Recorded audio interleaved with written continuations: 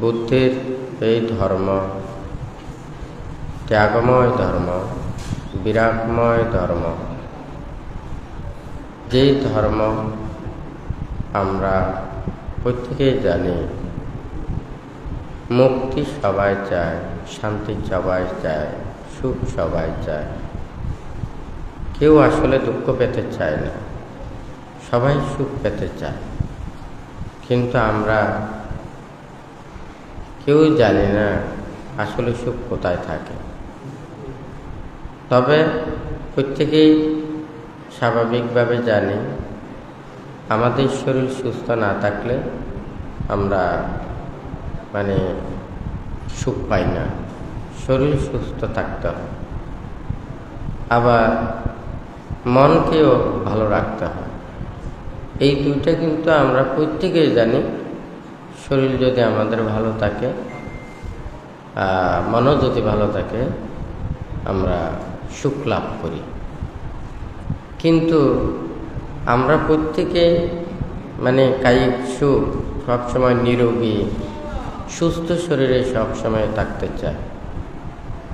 কিন্তু এই দেহটা প্রতিক্ষণে সেই সুখে থাকতে দেয় না। সময় সময় মানুষের রোগ ব্যাধি এটা উৎপন্ন হয়, রোগে আক্রান্ত হয়, জরা জীর্ণ বার্ধক্য, এইভাবে এগুলোতে রোগ শোকে কষ্ট পেতে হয়। কিন্তু এই কষ্টগুলো আমরা কেউই চাই না। এখন মনের দিকে যাই, আমরা সবাই মনটাকে সুন্দরভাবে রাখতে চাই, ভালোভাবে রাখতে চাই। কিন্তু এই মন তো স্থির, বিক্ষিপ্ত, চঞ্চল। সারা জীবন একটার পর একটা আশা, আকাঙ্ক্ষা, প্রত্যাশা, এটার কোনো শেষ নেই। একটার পর একটা উৎপন্ন হচ্ছে। আমরা সে মনের ইচ্ছাটাকে পূরণ করার জন্য, মনের সুখটাকে পাওয়ার জন্য অবিরতই প্রচেষ্টা চালাচ্ছি। কিন্তু মন যত এদিকে আমরা মনের খোরাক পূরণ করতে চাই, মন তত অস্থির হয়, বেকুল হয়। তাহলে কায়ের এবং মনের কথাটা এখানে বললাম। এটা আপাত দৃষ্টিতে আমরা দেখি, যারা কোনো অসুখ বিসুখ হচ্ছে না তারা সুখী। আবার মনের মধ্যে কোনো ধরনের দুঃখ নেই, অশান্তি নেই। যখন যেটা ইচ্ছে তখন সেটা পাচ্ছে, যখন যেটা করতে চাচ্ছে এটা করতে পারছে, তখন তাদের কোনো প্রকারের দুঃখ মনে হচ্ছে না। কিন্তু একটু করে চিন্তা করে দেখুন, কিন্তু আমরা কার জন্য ওখানে ছুটতেছি? যেই দেহটার সুখের জন্য দিন রাত পরিশ্রম করতে হয় জন্ম থেকে মৃত্যু অবধি, কায়ের সুখের জন্য। আবার মনের সুখের জন্য আমাদের করতে হচ্ছে না এমন কোনো কাজ বাকি নেই। শুধু সারা জীবন এটা অস্থিরতা, বিক্ষিপ্ততা, চঞ্চলতা। যেই সুখের জন্য এত দৌড়ছি সেটা অফুরন্তই থেকে যায়, এটা শেষ হয় না। জন্ম থেকে মৃত্যু পর্যন্ত সুখের জন্য ছুটতেছে, শান্তির জন্য ছুটতেছে। বুদ্ধ বলেছে যে এই ইন্দ্রিয় এগুলোর পিছনে দৌড়লে শুধু এক জন্ম নয়, শত শত জন্মও যদি এইভাবে দৌড়তে থাকে, এই সুখ এবং শান্তির প্রকৃত তৃপ্তি লাভ করা সম্ভব নয়। বুদ্ধ দেখেছে যে এই দেহটাকে আমরা নিয়ন্ত্রণ করতে পারলে, মনটাকে জয় করতে পারলে, আমরা যে কোনো জায়গায়, যে কোনো স্থানে আমরা সহজেই সুখ লাভ করতে পারি। বুদ্ধ সেই কথাটা দেখাইছে। আমরা আমাদের সুখের জন্য কি কি প্রয়োজন হয়? টাকা পয়সা, ধন দৌলত, গাড়ি বাড়ি, কথা ঠিক নাকি বেঠিক? অথচ যেই সুখের জন্য এতগুলোর জন্য দৌড়তেছি, এগুলো রক্ষা করতে গিয়ে আমার যত সুখ সব হারাম হয়ে গেছে, হয় নাকি না? একটু করে এটার পরিহানি দেখলে খারাপ লাগে, এটা ভাঙলে খারাপ লাগে, এগুলো কেউ চিনিয়ে নিলে খারাপ লাগে, এগুলো নষ্ট হয়ে গেলে খারাপ লাগে, কথাটা ঠিক নাকি বেটি? অথচ যেই সুখের জন্য এগুলো রক্ষার জন্য চিন্তা করতেছি, এগুলোই আমাকে আরো বেশি উৎপীড়ন দিচ্ছে, কষ্ট দিচ্ছে, দুঃখ দিচ্ছে। হ্যাঁ, অথচ দেখা যায় এইগুলোকে লালন পালন করতে করতে করতে আমাদের দেহের একটু নিস্তার নেই, শান্তি নেই, স্বস্তি নেই।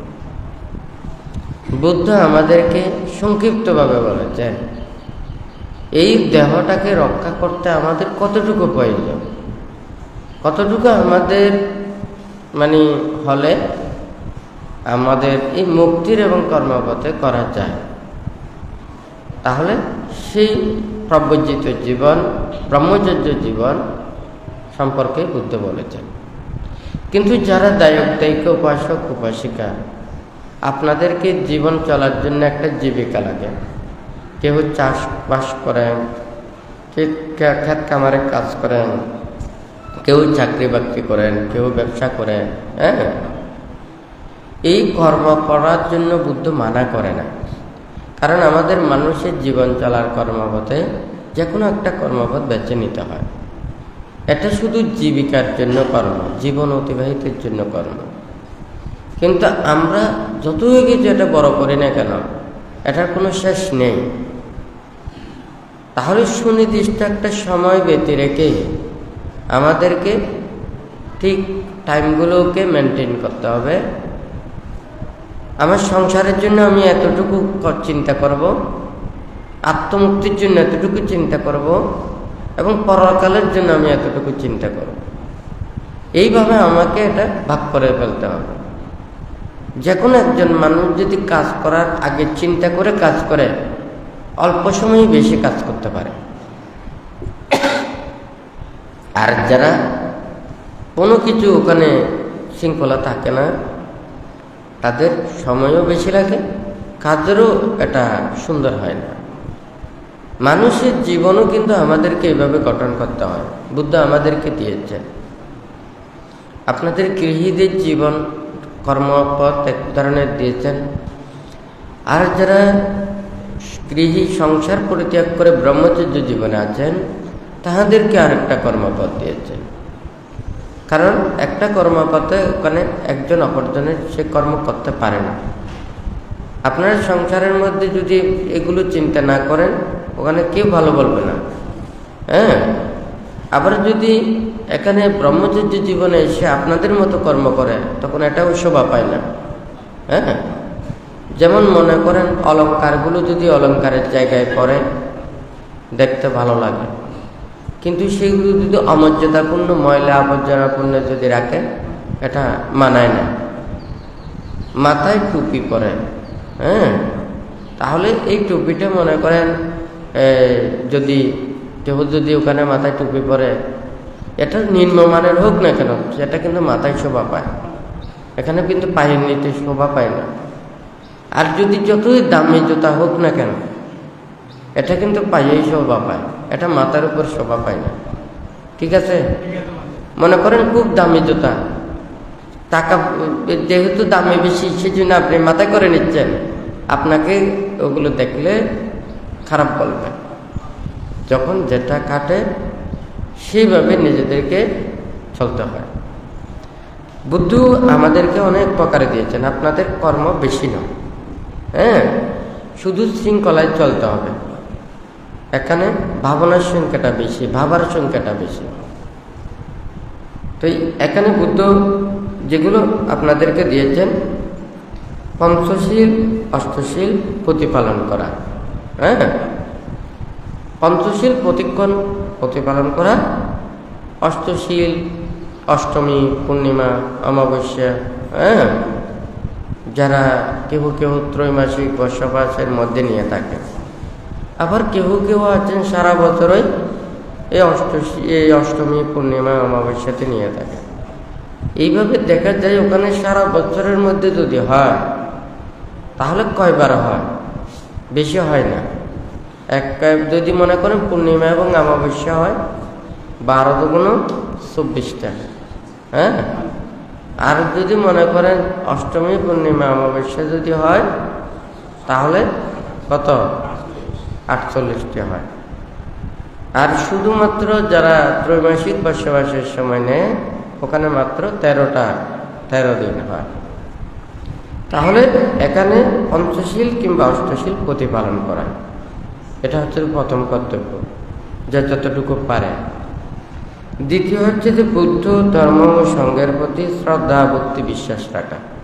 হ্যাঁ, তো এই বুদ্ধ ধর্ম সংঘের প্রতি শ্রদ্ধা ভক্তি বিশ্বাস না থাকলে এখানে আর আপনার বৌদ্ধ হিসেবেও কোনো পরিচিতি নেই।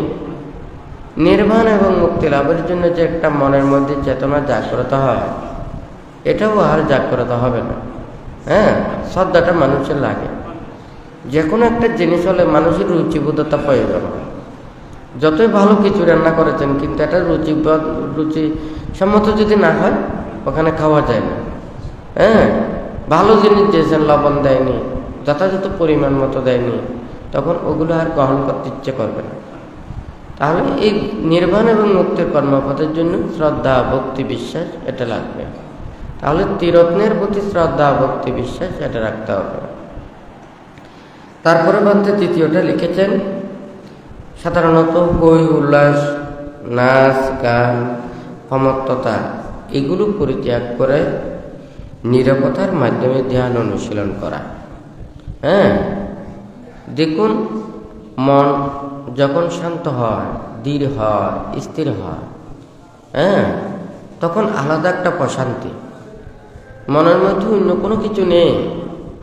আমাদের বাহ্যিক যেগুলো আশা আকাঙ্ক্ষা প্রত্যাশা, নানান কিছু দেখতেছি, নানান কিছু শুনতেছি, নানান কিছু মনের মধ্যে উৎপন্ন হচ্ছে, এগুলো থেকে আমরা আমাদেরকে শান্তিতে থাকতে দিচ্ছে না। যখন মন এগুলো কোনো কিছু চিন্তা করবে না, এগুলো যখন মনে উৎপন্ন হবে না, মন যখন স্থির হবে, শান্ত হবে, তখন আলাদা একটা সুখ এবং প্রশান্তি লাভ করবে। যেটা দেখা যায় যারা ত্যাগীগণ নির্জন অরণ্যে ভোগময় সুখ পরিত্যাগ করে ত্যাগময় জীবন ধারণ করেন, ওনারা প্রতিক্ষণ সেই ত্যাগময় সুখে অবিরমিত হন, ধ্যানময় সুখে অবিরমিত হন। ঠিক তদ্রূপ যারা সংসারের মধ্যে অন্তর নানান প্রকারের রোগ শোক ভয় উপদ্রব অভাব অনটন এই নানান প্রকারের এগুলো যেগুলো উৎপন্ন হয়, এগুলো যখন মন থেকে কিছুক্ষণের মধ্যেও যদি সরে যায়, তখন মন স্থির হলে ওখানে শান্তি পায়, সুখ পায়। তারপরে পঙ্ক্তি লিখেছেন, জন্ম জন্মান্তরের প্রাণীকুলের অসহনীয় দুঃখ রাশির কথা চিন্তা করা। হ্যাঁ, এখন হচ্ছে যে দেখুন প্রতিটা প্রাণী জন্ম এবং মৃত্যু এগুলো ঘটতেছে, হয় নাকি না?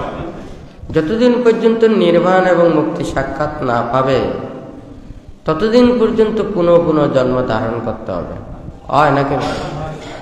এই কথা তো আপনারা সবাই বিশ্বাস করেন নাকি করেন না? আর যারা এটা যদি বিশ্বাস না করেন ওখানে বলে কোনো কিছু লাভ নেই। আপনি বিশ্বাস করলে, আচরণ করলে আপনি তত অনুযায়ী ফল পাবেন। আর বিশ্বাস না করলে, আচরণ না করলে ওনারেরও যে ধরনের ফল পাওয়ার কথা সেভাবে পাবেন। জমি আছে, যার যেই মনের ইচ্ছা ওখানে চাষ করতে পারে, ভালো ফসল উৎকৃষ্ট মানের ওখানে যদি ফসল ফল হয় তাহলে ভালো আয় উপার্জন করবে। আর যদি সেটা উৎকৃষ্ট মানের না হয়, পরিচর্যা যদি না করে, ওখানে ততটুকু পাওয়া সম্ভব নয়, হয় নাকি না? তাহলে সেটা হচ্ছে নিজের ব্যাপার। কেহ ভোগময় সুখে অবিরমিত থাকতে চায়, কেহ ত্যাগময় সুখে অবিরমিত থাকতে চায়। জন্ম জন্মান্তর হয়তো দেখা যাচ্ছে না, কিন্তু আমরা একটু চিন্তা করলে অনুভব করতে পারি। হ্যাঁ, কত এই কর্ম এবং কর্মফল সম্পর্কে ওখানে বুদ্ধ নানান প্রকারের দেশনায় বলেছেন। কতগুলো ছেলে আসে, তারা জন্ম থেকে তারা কত কষ্ট, রোগ দুরারোগ্য ব্যাধিতে আক্রান্ত। আমরা সবাই বলি জন্ম যখন হয় তখন নিষ্পাপ শিশু, এটা বলি না? তাহলে সে তো নিষ্পাপ, কেন জন্ম থেকে এত কষ্ট পাচ্ছে, এত কেন দুঃখ পাচ্ছে? তার যেহেতু নিষ্পাপ বলে, কিন্তু তো বুদ্ধ বলেছেন যে হয়তো এই পৃথিবীতে যখন জন্ম নিয়েছে, জন্মের পর থেকে সে পাপ করে নাই, কিন্তু অতীত জন্মে সে পাপ করেছে। সেই কর্মের বিভাগ জন্ম থেকে তাকে ভোগ করতে হচ্ছে। কেহ অল্পায়ু, কেহ দীর্ঘায়ু, কেহ রোগী, কেহ নিরোগী, হয় নাকি না? কেউ শোকে ব্যতিব্যস্ত, কেউ শৌখিনভাবে জীবন অতিবাহিত করে। এগুলো সব কেহ সৎ মাতা পিতার পরিবার পরে লাভ করে, আবার কেউ সৎ মাতা পিতাকে লাভ করতে পারে না। কেহ ধনী পরিবারে জন্মগ্রহণ করে, কেহ গরিব পরিবারে জন্মগ্রহণ করে, হয় নাকি না? কেহ জ্ঞানীদের সাক্ষাৎ পায়, কেহ জ্ঞানীদের সাক্ষাৎ পায় না। বুদ্ধ বলেছেন এগুলো সব কর্মের বিপাকের কারণে আমাদের এই গতিটাই হয়। এর কারণে আমরা এই বৈচিত্র্যগুলো দেখতে পাচ্ছি। তাহলে জন্ম থেকে মৃত্যু পর্যন্ত আমরা এভাবে কর্ম এবং কর্মের বিপাকগুলো দেখতে পাচ্ছি। আবার যদি লৌকিক দৃষ্টিতে আপনারা যদি দেখেন, আমরা কি মানসিক স্বস্তি শান্তি চাই, নাকি আমরা লৌকিক ভোগময় সুখ চাই? আমরা কি আমার নিজের মনের ইচ্ছার পরাগটা পূরণ করতে চাই? এখানে অনেক ধরনের তফাৎ আছে। আমি অন্যায় অপরাধ পাপ কর্ম যদি করতে চাই, আমার জীবন চলতে এত কষ্ট হবে না, ময়লা আবর্জনাপূর্ণ হয়ে যাবে। তখন কিন্তু তাদের জীবনযাত্রা এমনিই সুখকর মনে করলেও এই পাপ এবং অন্যায় কর্মের কারণে তাহাকে কিন্তু এই কর্মের ফলটা ভোগ করে যেতে হবে। এই পৃথিবীতে যারা অন্যায় এবং পাপকর্ম করে, তাহাদেরকে যদি তারা জীবদ্দশায়ও যদি দেখতে না পায়, মৃত্যুর পরে তাহাদেরকে কর্মফল ভোগ করতে হয়। সেই জন্য ওখানে স্বর্গ নরকের কথা বলেন, তারপরে ওখানে বেহেশত দোজখের কথা বলেন।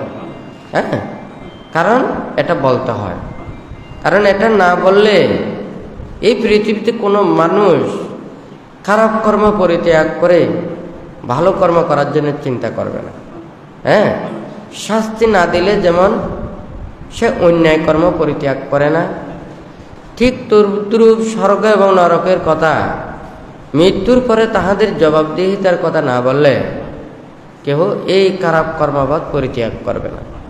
তো যাই হোক, আমরা তো সবাই চাই সবাই সৎ পথে চলুক, নীতির পথে চলুক, ভালো পথে চলুক, এটাই কিন্তু আমরা চাই। আমরা খারাপ কোনো কিছু চাই না। কিন্তু যারা মানুষেরা অপরের ভালো, সুখ, শান্তি এটাকে সহ্য করতে পারে না, হিংসে উৎপন্ন হয়, তাহারা প্রতিক্ষণই অপরের অনিষ্ট কামনা করে থাকে। তাহলে সেই জন্য খারাপ মানুষ সবসময় খারাপ কাজ করে থাকে, আর ভালো মানুষ ভালো কাজ করে। তো মানুষ তো ধর্মের পথে আসে ভালো হবার জন্য, ভালো কিছু শোনার জন্য, মনের ভিতরে পাপগুলোকে দূরীভূত করার জন্য, কায়ের দ্বারা যা কিছু পাপকর্ম আছে এগুলো পরিত্যাগ করার জন্য। ধর্মের আশ্রয়ে আসে মানুষ ভালো হওয়ার জন্য, হয় নাকি না? কিন্তু আমরা ধর্ম আচরণ করে বলে যদি কাউকে দুঃখ দিই, কষ্ট দিই, আঘাত দিই, কারো অপরের যদি অনিষ্ট সাধন করি, এটা কখনো ধর্মও বলে না, কোনো একজন ভালো মানুষও বলেন না। আর যারা মহাপুরুষ, যারা করুণাময়, যারা অপরজনের সুখ দুঃখকে দেখে ওনারা প্রতিক্ষণ মৈত্রী প্রদর্শন করে, সবার মঙ্গল কামনা করেন, তাহারা কখনো অপরকে দুঃখ দেওয়ার জন্য, কষ্ট দেওয়ার জন্য এটা কখনো বলেন না।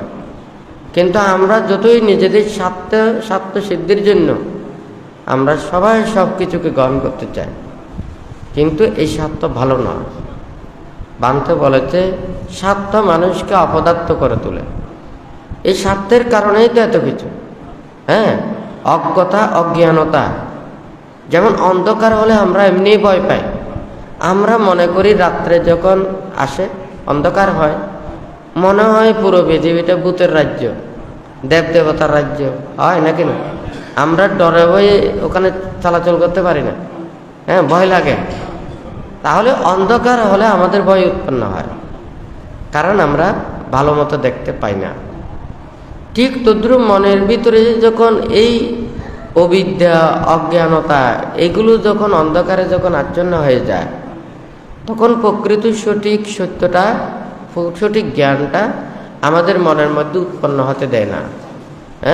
তখন এই পাপের দিকেই সবাই ধাবিত হয়। তা এখানে বান্তে এই জন্ম জন্মান্তরের প্রাণীকুলের কথাটা বলেছেন। আজকে যদি আমাদের এই জীবনটাকে সুখের করার জন্য আমি একটা প্রাণীকে কষ্ট দিলাম, দুঃখ দিলাম, আরেকজনের অনিষ্ট সাধন করলাম, আমার নিজের বুক সুখের জন্য আমি আরেকজনের যা কিছু আছে সেগুলোকে আমি হরণ করলাম, এটা আমাদের কখনো কাম্য নয়। কারণ আমাদের সবাইকে একদিন না একদিন এগুলো সব পেরে চলে যেতে হবে। কিন্তু জীবন চলার জন্য আমাদের প্রয়োজন, তাহলে সেটা ধর্মত জীবন আচরণ করতে হবে, ধর্মের কথা চিন্তা করতে হবে।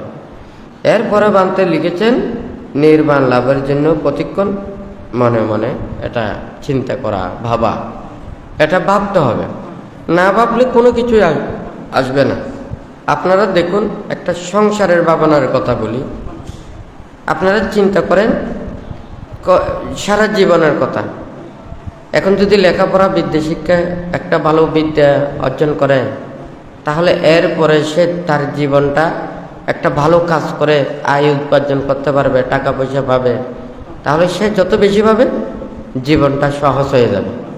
সেই জন্য ওখানে এই বিদ্যা শিক্ষা, শিল্প বাণিজ্য এগুলো মানে এগুলো শিক্ষা নিতে চায়, আয়ত্ত করতে চায়, যাহাতে তার জীবন জীবিকাটা সহজ হয়। কথা ঠিক নাকি বেটি? ওখানে জীবন জীবিকার জন্য এই যেমন কর্মপথ, এটা আপনারা চিন্তা করে থাকেন, কিন্তু কার জীবন কখন থেমে যাবে এটা কেউ জানে না। মানুষের আশা আকাঙ্ক্ষা অনেক কিছু থাকে, কিন্তু কার আশা আকাঙ্ক্ষা কতক্ষণ মানে কতটুকু পূর্ণ হবে এটা কিন্তু কেউ জানে না। তবুও আমরা আশা করে থাকি, হয় নাকি? তো এখানে কিন্তু কোনো মানুষ এটাকে খারাপ বলে না। নিজের জীবন চলার জন্য একটা সামনে একটা লক্ষ্য, উদ্দেশ্য এবং এটা নিতে হয়। এটা হচ্ছে তো আপনার জীবন জীবিকার জন্য, হয় নাকি না? এখানে 24 ঘন্টার জন্য মধ্যে আপনি 12 ঘন্টা 18 ঘন্টা এটা চিন্তা করেন, হয় নাকি না?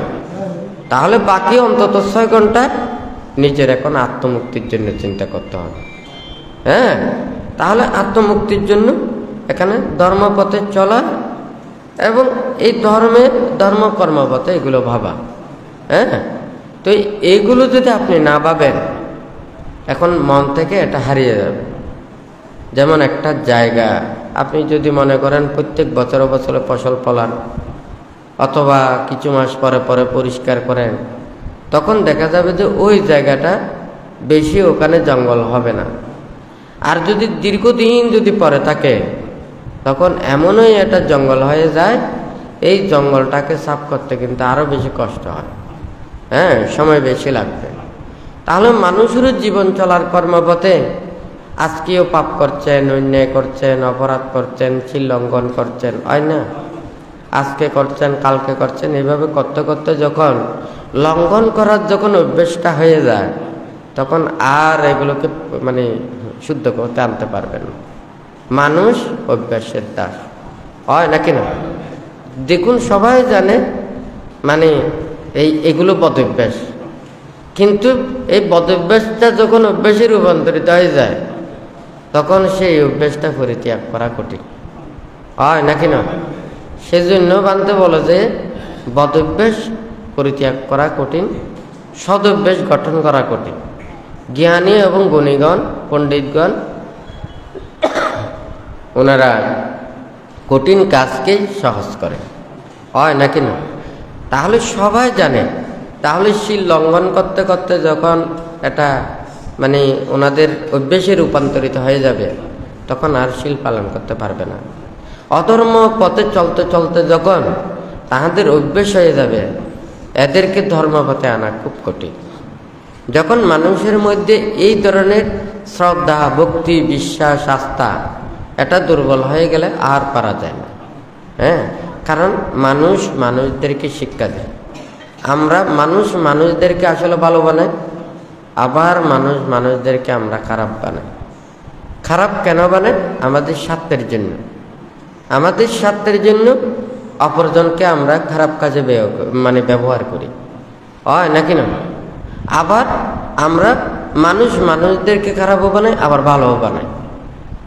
এখানে সব মানুষের একটা কি থাকতে হবে, একটা সৎসংকল্প থাকতে হবে।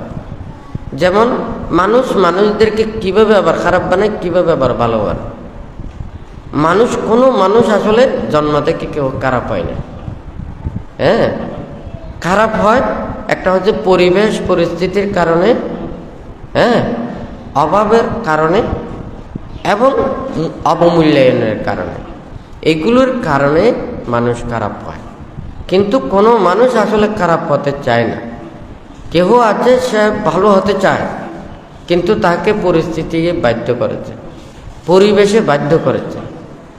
বলেছে আপনি যখন ওখানে বাপের বাড়িতে ছিলেন, আপনি তো খারাপ ছিলেন না, কেন আপনি খারাপ হয়েছে?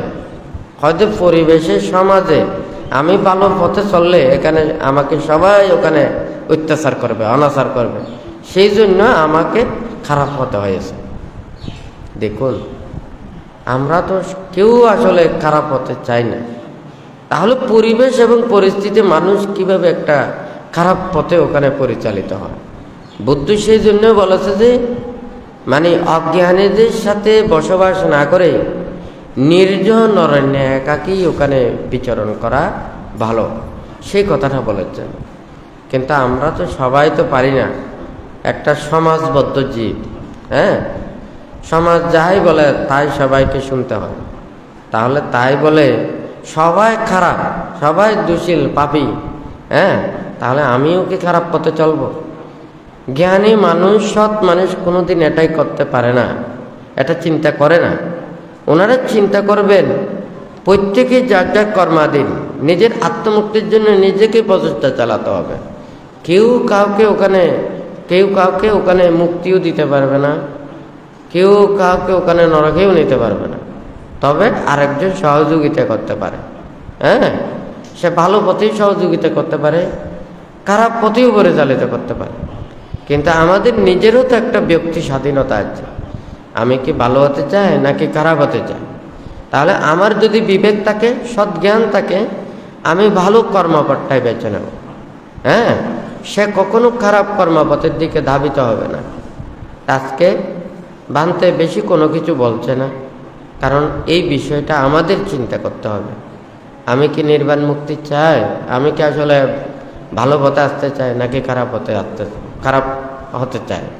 হ্যাঁ, কেউ খারাপ হতে চায় না, কিন্তু অজ্ঞতার কারণে, অজ্ঞানতার কারণে, কুসঙ্গের কারণে মানুষ খারাপ হয়ে যায়। সবাই দেখুন, সৎ সঙ্গে স্বর্গবাস, অসৎ সঙ্গে সর্বনাশ বলে কথাটা সত্য। হ্যাঁ, ভালো মানুষের সাথে মিশলে খারাপ মানুষও আস্তে আস্তে ভালো হয়ে যায়। আর যদি খারাপ মানুষের সাথে মিশে, ভালো মানুষও ওখানে খারাপ হয়ে যায়। হ্যাঁ, ওখানে ওই অশুদ্ধ জিনিসের সাথে শুদ্ধ জিলে কোনোদিন যে এটা শুদ্ধ হয়ে যাবে এ ধরনের কোনো কথা নেই। হ্যাঁ, তাহলে শুদ্ধ হয়তো অশুদ্ধকে কিছুটা শুদ্ধ করতে পারে, শিক্ষিতরা হ্যাঁ আরেকজনকে শিক্ষা দিতে পারে, কিন্তু অশিক্ষিতরা কোনোদিন শিক্ষা দিতে পারে না, হয় না কেন? তাহলে ভালোরা অপরজনকে উপদেশ দিতে পারেন, শিক্ষা দিতে পারেন, কিন্তু খারাপেরা অপরজনকে উপদেশও দিতে পারেন না, শিক্ষাও দিতে পারেন না, আরেকজনের সাহায্য নিতে পারেন, হয় না কেন? এখানেও যে কথাটা বলেছে বানতে, এটা কোনো লম্বা কথা নয়। একটা কথা হচ্ছে যে প্রত্যেকে শীল প্রতিপালন করবেন, আর হচ্ছে চিরত্নের প্রতি শ্রদ্ধা রাখবেন। যতটুকু ওখানে হই হল্লা, নাচ গান, বাদ্য, নানান কিছু, খবরাখবর, দেশ দুনিয়ার নানান কিছু, এগুলো মনের মধ্যে না নিয়ে ধ্যানে রত থাকা, নীরব নিস্তব্ধভাবে থাকা, হ্যাঁ, এটাই আমাদের সবচেয়ে বেশি বুদ্ধ উপদেশ দিয়েছেন। কারণ এখানে দিনে রাতে আপনাদেরকে ওখানে ধ্যান করার এই কথাটা বলতে পারি না, কারণ আপনাদের সংসার আছে, জীবন জীবিকার কথা চিন্তা করতে হয়। হ্যাঁ, সেই জন্য আপনাদেরকে এটা বলতে পারি না। কিন্তু বুদ্ধ আমাদেরকে দুইটা ধাপ দিয়েছেন, একটা সংসার ত্যাগ। কিন্তু সবাই যদি আপনারা সংসার ত্যাগ করে যদি ব্রহ্মচর্য জীবনে আসতে চান, এটা আমাদের দায়িকা উপাসক উপাসিকাদেরকে সব চাইতে আগে বোঝাতে হবে। আপনারা যদি এগুলো না বুঝেন তখন কিন্তু দুই দিকেই বিপদটা এসে যাবে। আজকে বিপদ এটার কারণেই বিপদ হচ্ছে। যত ধর্মের প্রতি অশ্রদ্ধা, অভক্তি, অবিশ্বাস, মিথ্যা দৃষ্টি, এগুলো সব হচ্ছে যে অন্য কোনো ধর্মাবলম্বীদের অত্যাচারের জন্য নয়। আমাদের বৌদ্ধ পুত্র বলে যারা যথাযথভাবে শীল বিনয় ধর্মকে আচরণ করেন না, বিশ্বাস করেন না, প্রতিপালন করেন না, ওনারা শুধুমাত্র ধর্মকে স্বার্থের কারণে ব্যবহার করে, জীবিকার কারণে ব্যবহার করে, নিজের জীবন অতিবাহিতের জন্য ব্যবহার করে, নিজেদের লাভ সৎকারের জন্য ব্যবহার করে, নিজেদের পাওয়ার জন্য ব্যবহার করে, ওরাই এই ধর্মকে নষ্ট করছে। আপনারা প্রতিটা পরিবারে দেখুন, আপনারা এই পৃথিবীতে অনেক মানুষ আছে, কার কাছ থেকে সবচাইতে দুঃখ পান বলুন তো? আপনারা যাদেরকে উপকার করেছেন, যাদেরকে পরিচর্যা করেছেন, যাদেরকে সেবা যত্ন করেছেন, যাদেরকে আপনারা সুখে দুঃখে চেয়েছেন, তারাই আপনাদেরকে সবচাইতে বেশি দুঃখ দিচ্ছে।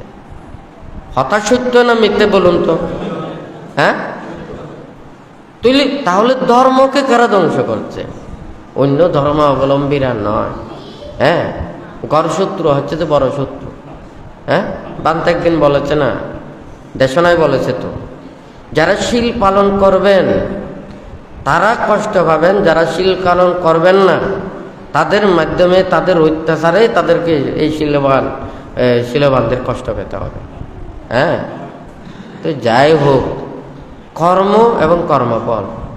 বুদ্ধের সময় বুদ্ধ ওখানে যখন ধর্মদান দিয়েছেন, উপদেশ দিয়েছেন, বুদ্ধের প্রতি যারা শ্রদ্ধান্বিত, ওনারা ধ্যান ভাবনা করতেন, প্রাণী হত্যা করতেন না, ওনারা বুদ্ধের কথা ভাবতেন, ত্যাগময় জীবনের কথা ভাবতেন, এই মুক্তির কথাটা ভাবতেন।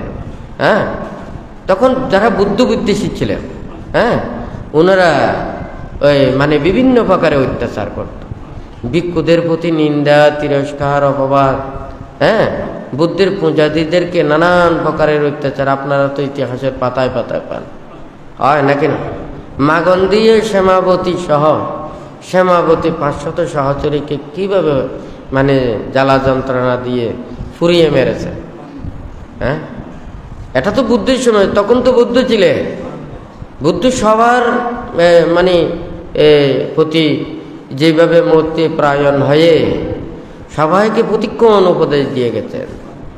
দেখুন বুদ্ধের জীবদ্দশায়, বুদ্ধের বর্তমানে তখন কিভাবে বুদ্ধ এবং বুদ্ধ প্রমুখ ভিক্ষু সংঘ তথা বুদ্ধির পূজারীদেরকে কিভাবে অত্যাচার করেছেন।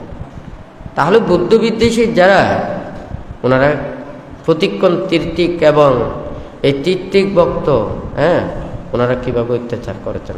কথা ঠিক নাকি বেটি? এগুলো হচ্ছে ইতিহাসের পাতা, কিন্তু আমরা ইতিহাস উল্টাতে পারি না। সত্য কথা বলা খুব কঠিন। বুদ্ধের সময় সেই ইতিহাসটা এইভাবে লিখিত হয়েছে, হয় নাকি না? বর্তমান কি এই ইতিহাস লেখা যায় না। খারাপ মানুষকে আপনি খারাপ বলতে পারবেন না। সে অবিজত, সে অন্যায় অপরাধ সব কিছু করে যাবে, এই ধর্মকে ধ্বংস করে যাবে, মিথ্যা এবং পাপকর্ম পথে চলে যাবে, হয় নাকি না? আপনারা কেউ কাকে খারাপ বলতে পারবেন না। তাদেরকে মিথ্যাই করে ভালো বলতে হবে, সত্য বলতে হবে। যখন মিথ্যার যুগ এসে যায় তখন সত্যের কোনো মূল্যায়ন থাকে না। যখন অন্যায়কারীরা যখন একটা জায়গাতে হাসি ঠাট্টা করে, পাপ কথা, মিথ্যে কথা, মিথ্যে দৃষ্টি কথা, অশ্রদ্ধাপূর্ণ কথা, অন্যায় কথা, অধর্ম কথা ওনারা বলে, কত আনন্দ পায়, তৃপ্তি হাসি ঠাট্টা করে, মনে হয় যেন সবাই উন্মত্ত পাগলের মতো, হয় নাকি না? একটু বিবেক দিয়ে চিন্তা করতে হবে। নির্বাণ এবং মুক্তিটা কি?